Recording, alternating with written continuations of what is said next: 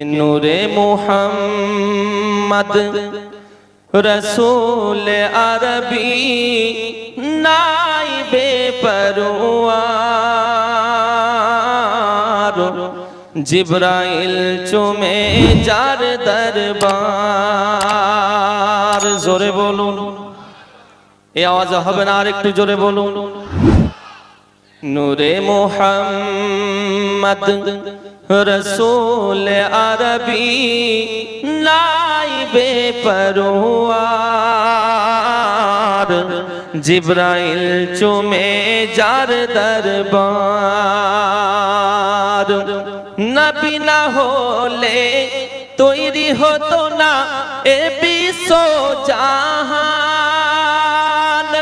এই কথাটি পবিত্র হাদিসে রয়েছে প্রমাণ। জোরে বলুন, নবী না হলে তৈরি হতো না এ বিশ্ব জাহান।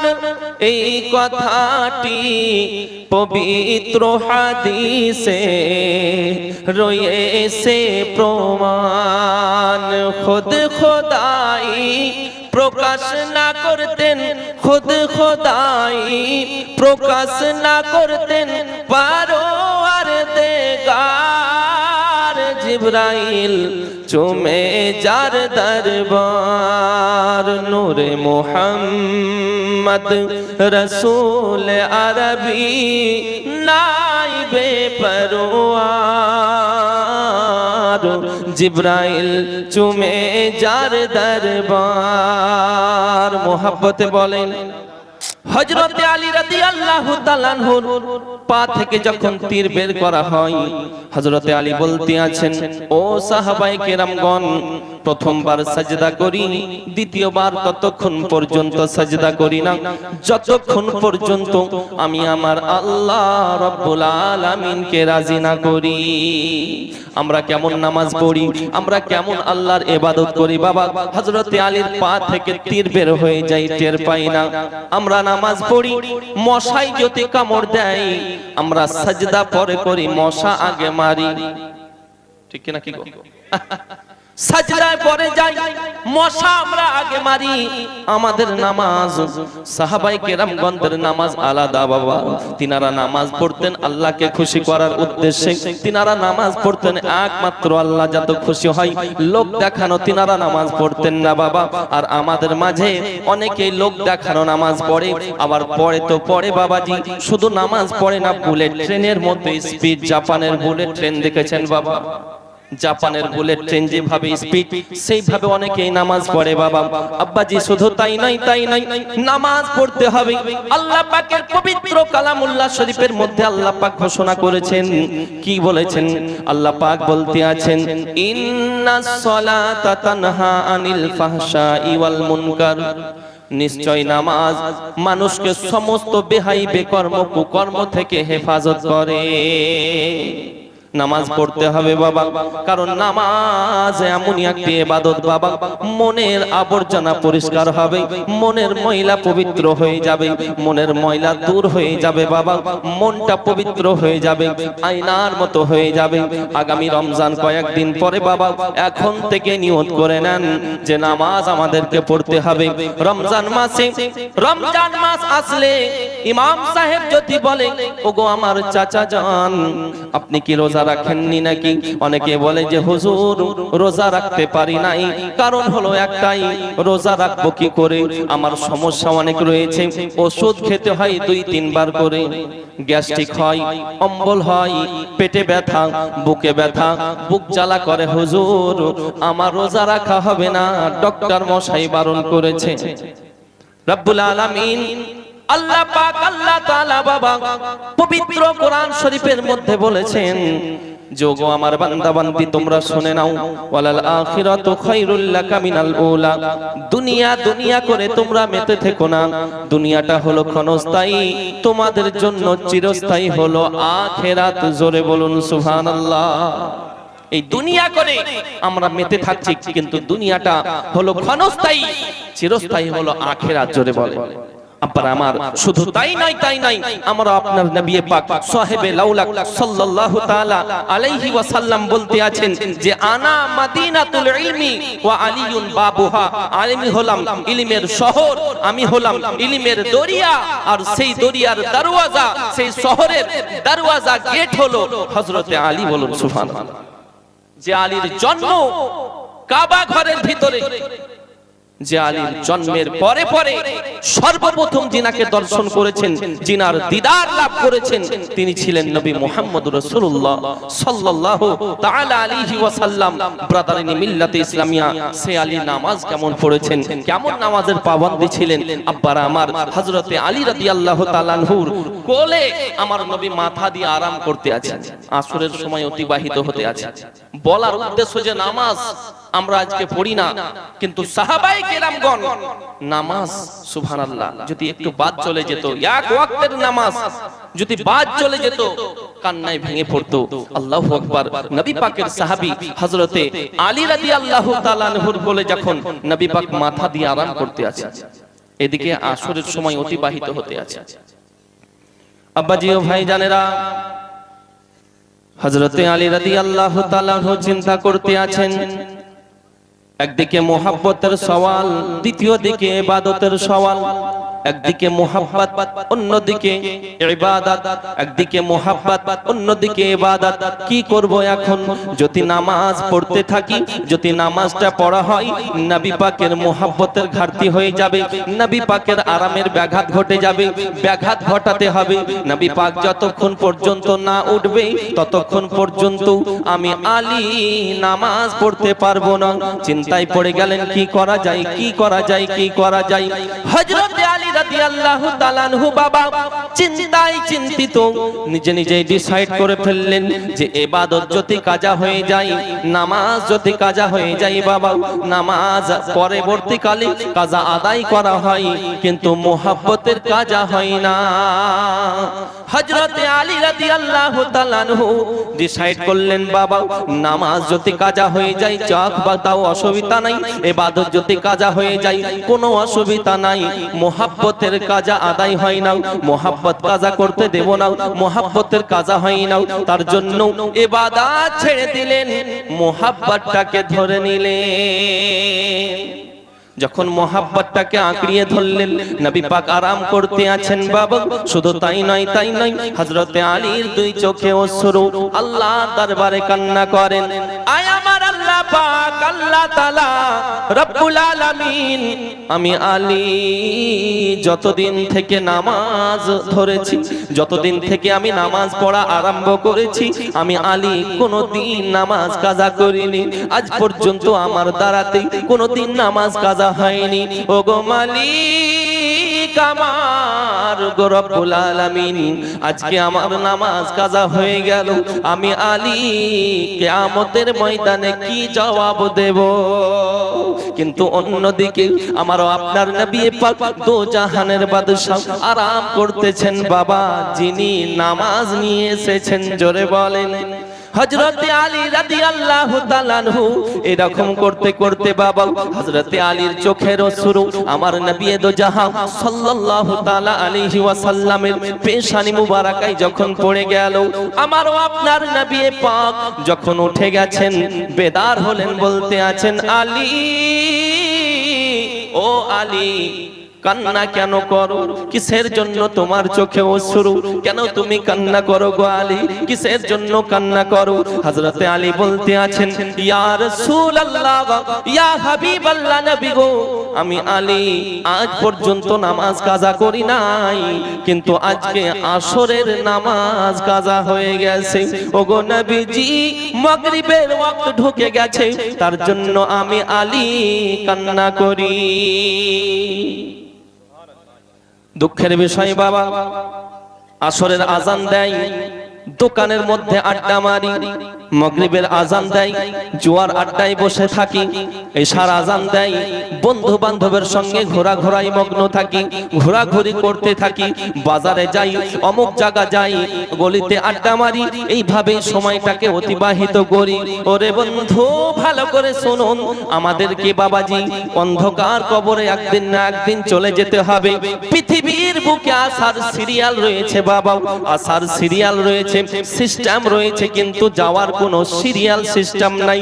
কারণ হলো একটাই, যে মা থাকবে সন্তান চলে যাবে, পিতা থাকবে সন্তান চলে যাবে, মেয়ে থাকবে মা চলে যাবে। কারণ কাকে কখন আল্লাহ পাক ডাকবেন, কার কখন রূহ কবজ হবে, আত্মা কবজ হবে, কেউ বলতে পারবে না। তার জন্য বলবো যে নামাজ আপনারা পড়ুন, আর আসরের যখন নামাজ পড়বেন বা মাগরিবের নামাজ পড়বেন, যখনই নামাজ পড়বেন এটাই মনে মনে চিন্তা করবেন, আয় আমার আল্লাহ এটাই হলো আমার শেষ নামাজ, এটাই হলো আমার শেষ নামাজ। আয় আমার আল্লাহ পাক, আল্লাহ তাআলা মাগরিবের নামাজ আমি পড়তে পাবো কিনা তা জানি না, তুমি জানো গো মালিক। আসরের নামাজ পেয়েছি, তুমি আমার আসরের নামাজটাকে কবুল করে আমার তামাম গুনাহগুলোকে maaf করে দাও। আল্লাহর দরবারে দোয়া করবেন বাবা। পিতামাতা যদি চলে গেছে, পিতামাতার জন্য দোয়া করবেন বাবা, কারণ পিতামাতার জন্য সন্তান যখন দোয়া করবে, পিতামাতার জন্য খোদার দরবারে সন্তান হাত উঠাতে দেরি হবে, সন্তানের দোয়া কবুল হতে দেরি হবে না। কারণ নবী পাক বলতে আছেন, সাহেবে আওলাদ নেককার সন্তান পৃথিবীর বুকে যদি কেউ ছেড়ে যায়, নেককার সন্তান ছেড়ে যাওয়ার কারণে, রেখে যাওয়ার কারণে পিতামাতা কবরে শুয়ে শুয়ে নেকি পাবে। কিন্তু সন্তান, আমাদেরকে ভালো সন্তান তো রেখে যেতে হবে। ছেলে যখন 5 বছর বয়স, 10 বছর বয়স, আমরা কালচার দিই না ভালো বাবা। মোবাইল দিয়ে আধা ঘন্টা, 1 ঘন্টা, বই খেলে আবার 1 ঘন্টা, ছেলেকে এটা শেখাই, গান শেখাই, কিন্তু কেউ বলতে পারবে না যে বুকে হাত দিয়ে, হুজুর আমি আমার ছেলেকে 1 ঘন্টা ইসলামিক কালচার দিই, প্রতিদিন 1 ঘন্টা করে আমি ইসলামিক শিক্ষা দিই তাকে। আজকে কেউ সঠিকভাবে বলতে পারবেন না। কারণ হলো একটাই, সেই কালচার দেবই না বলবো আমরা, কালচার তো দিই না। আপনার সন্তানকে ডক্টর, মাস্টার, ইঞ্জিনিয়ার, প্রফেসর যেটা খুশি আপনি বানান, আমি বারণ করব না, কিন্তু আমি বলি প্রায় জায়গায় যে সন্তানকে কমপক্ষে ইসলামিক কালচার তার দিমাগে যেন ভরতে হবে, তার দিমাগে ইসলামিক শিক্ষা তার দিমাগে ভরতে হবে। এতটা যেন সে শিক্ষা অর্জন করে, কোনটা হালাল, কোনটা হারাম, কোনটা বৈধ, কোনটা অবৈধ, কোনটা জায়েজ, কোনটা না জায়েজ, সে যেন পার্থক্য ফারাক করতে পারে। শুধু তাই নয়, আপনার ইন্তেকাল হয়েছে, আব্বার ইন্তেকাল হয়েছে, মায়ের ইন্তেকাল হয়েছে, ইন্তেকাল হয়ে যাওয়ার পরে ইমাম সাহেবকে আপনার সন্তান যাওয়ার পরে যেন আবেদন করে যে মাওলানা সাহেব, ওগো আমার হুজুর, আমার আব্বার জানাজার নামাজ আমি সন্তান হয়ে আমার পিতার জানাজার নামাজ আমি পড়াবো, আপনি অনুমতি দেন। সন্তান যদি পিতার জানাজার নামাজ পড়ায়, এর চাইতে খুশির বিষয় আর কি হতে পারে? আব্বার আমার, কিন্তু সন্তান এমন রেখে যাচ্ছেন যে জানাজার নামাজের নিয়ত তো দূরের কথা, মাটি দেওয়ার দোয়া পর্যন্ত মুখস্থ নাই। ঠিক কিনা গো? মাটি দেওয়ার দোয়া, 3 খাবল 3 মুষ্টি যে মাটি দেওয়ার দোয়া, এই দোয়া মুখস্থ নেই বাবা। শুধু বুঝতে পারলেন অনেকের মুখস্থ নাই, অ্যাক্টিং করে, মাটি নেওয়ার পরে বুঝতে পারলেন এইভাবে ধরে থাকে, মনে হবে কোরআন খতম করছো কবরের সামনে, এইভাবে মুখ নড়াতে থাকে। মিনহা খালাকনাকুম ওয়া ফিহা নুঈদুকুম ওয়া মিনহা নুখরিজুকুম তারাতান উখরা। এই যে 3 খাবল 3 মুষ্টি মাটি কবরের মধ্যে দিবেন, কিন্তু তার সঠিক নিয়ম জানা নেই। দুঃখের বিষয়, এমন সন্তান আপনি রেখে যাচ্ছেন যে আপনি কবরে চলে গেছেন। যদি সন্তান সঠিক রেখে যান, সাহেবে আওলাদ নেককার সন্তান পৃথিবীর বুকে রেখে যাওয়ার কারণে পিতামাতা কবরে শুয়ে শুয়ে নেকি পাবে। শুধু তাই নয়, সেই সন্তান আপনার কবরে যাবে শবে বরাতের রাত্রে, শবে কদরের রাত্রে, মেরাজের রাত্রে যাওয়ার পরে আল্লাহর কাছে দোয়া করবেন, ওগো রব্বুল আলামিন, আয় আল্লাহ পাক আল্লাহ তাআলা, তোমার দরবারে ফরিয়াদ করি, তোমার কাছে আর্তনাদ করি, তোমার দরবারে একটাই আবেদন করি, আয় আমার আল্লাহ দয়া করে মেহেরবানি করে তোমার কাছে একটাই আমার আবেদন, আমার আব্বা জান কত গুনাহ করেছে না করেছে জানি না, তুমি জানো গো মালিক, কিন্তু দয়া করে মেহেরবানি করে আপনার কাছে একটাই আবেদন, আমাকে মানুষের মতো মানুষ একটা তৈরি করেছে, আয় আমার আল্লাহ পাক আল্লাহ তাআলা আমার আব্বার সমস্ত আযাবকে আপনি maaf করে দিন এবং আমার আব্বার কবরটাকে জান্নাতের টুকরা বানিয়ে দিন। ওগো মালিক আমার, দয়া করে মেহেরবানি করে তোমার দরবারে আমি তার সন্তান হয়ে তোমার দরবারে এই দোয়া করি, তোমার বারগাহের মধ্যেই প্রার্থনা করি, দয়া করে মেহেরবানি করে আমার এই দোয়া কবুল করে নিন। সন্তানের দোয়া, হাত উঠবে, দোয়া করতে দেরি হবে, আল্লাহর দরবারে দোয়া কবুল হতে দেরি হবে না। তার জন্য বলবো সন্তানকে ভালো শিক্ষা দেবেন, সন্তানকে ইসলামিক কালচার দেবেন, কারণ তালিবুল ইলমি ফারিদাতুন আলা কুল্লি মুসলিমিন ওয়াল মুসলিমা, ইলম হাসিল করা হলো নারী এবং পুরুষ উভয়ের জন্য ফরজ। জোরে বলেন, নারী এবং পুরুষ উভয়ের জন্য ফরজ, তাই ইলম হাসিল করতে হবে, জ্ঞান অর্জন করা একান্তই জরুরি। ব্রাদারিন মিল্লাতে ইসলামিয়া, আজকে পৃথিবীর বুকে অনেক যুবক ভাইরা ভটকে যাচ্ছে জ্ঞান না থাকার কারণে, ইলম না থাকার কারণে, কারণ ইন্নাশ শাইতানা লিল ইনসানি আদুউম মুবিন, নিশ্চয় শয়তান মানুষের খোলা দুশমন, শয়তান মানুষের খোলা দুশমন, প্রকাশ্য দুশমন। এই শয়তান বুঝতে পারলেন তিন প্রকার হয়। আমি বলবো একটাই কথা, অনেক যুবক ভাই রয়েছে যারা ইউটিউব দেখার পরে, বাংলা কিছু কিতাব পড়ার পরে নবী পাককে, দো জাহানের বাদশাকে, নবী রহমাতাল লিল আলামিন নবীকে বলতে আছে যে নবী নাকি আমাদের মতো। পড়ো নাউজুবিল্লাহ, আর একটু জোরে বলতে হবে। কারণ হলো একটাই যে নবী পাকের সম্পর্কে তারা এই কথা বলার উদ্দেশ্য একটাই যে বাংলা কিতাব পড়ে কিছু ইউটিউবের বক্তার বক্তব্য শোনার পরে তারা ভটকে গেছে, তারা প্রেমে পড়ে গেছে, কিন্তু দুঃখের বিষয় তারা সঠিক বক্তার বক্তব্য না সন্ধান করে তারা আজকে পথভ্রষ্টর দিকে। আমি বলতে চাই যে নবী পাক আমাদের মতো তো বলা দূরের কথা, আমারও আপনার নবী পাক সাহেবে লাউলাক সাল্লাল্লাহু তাআলা আলাইহি ওয়াসাল্লাম পৃথিবীর বুকে যখন আসেন পবিত্র তিনিও, তিনার মাও পবিত্র। তুমি যেদিন পৃথিবীতে আসো তুমিও নাপাক ছিলে, তোমার মাও নাপাক ছিল। নবী পাক যখন পৃথিবীর বুকে আসেন তিনার খাতনা দেওয়া অবস্থাতে পৃথিবীর বুকে এসেছেন। তুমি যখন পৃথিবীর বুকে আসো তোমার খাতনা দেওয়া হয়নি, পরবর্তীকালে দেওয়া হয়েছে। শুধু তাই নয়, তুমি যখন পৃথিবীর বুকে আসো তোমার নাড়ি কাটতে হয়েছিল, কিন্তু সুবহানাল্লাহ আমারও আপনার নবী পাক সাহেবে লাউলাক সাল্লাল্লাহু তাআলা আলাইহি ওয়াসাল্লাম পৃথিবীর বুকে যখন আসেন নাড়ি কাটা অবস্থাতেই পৃথিবীতে এসেছেন। জোরে বলো।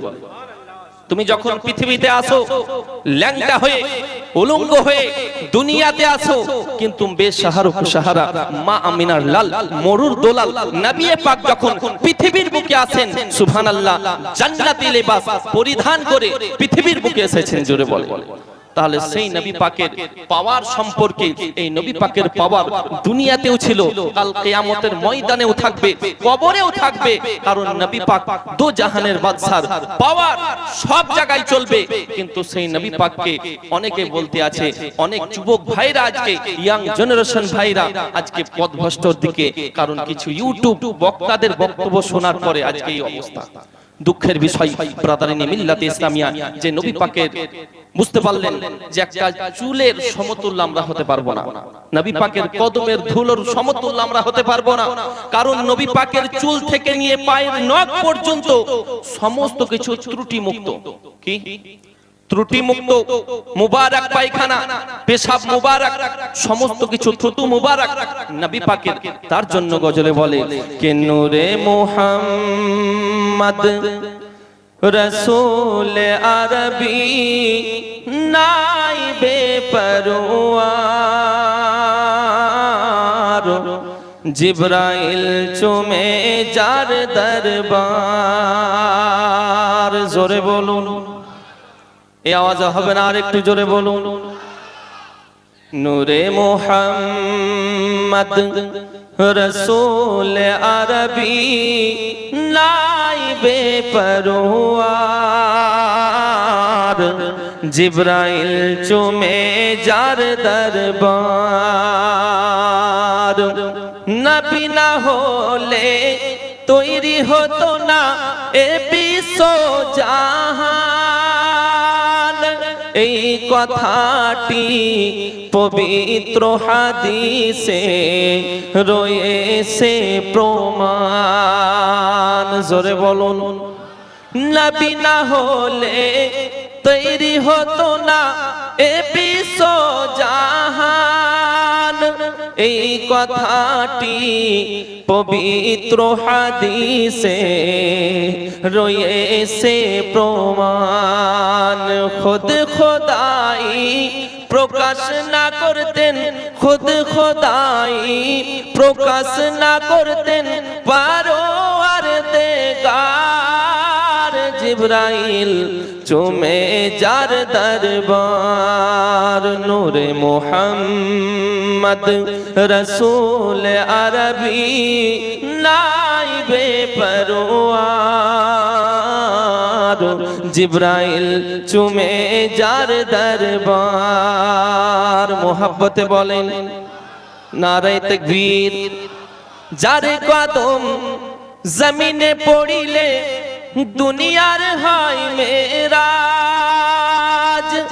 রসুল পাকের যত মুবারক আরশে আজিমের তাজ যার কদম জমিনে পড়িলে দুনিয়ার হয় মেরাজ রসুল পাকের যত মুবারক আরশে আজিমের তাজ সেই নবীর রওজা চুমিলে সেই নবীর রওজা দেখিলে হবে জান্নাতের হকদার জিব্রাইল চুমে যার দরবার নূরে মুহাম্মদ রসূল আরবি নাইবে পরওয়ার জিব্রাইল চুমে যার দরবার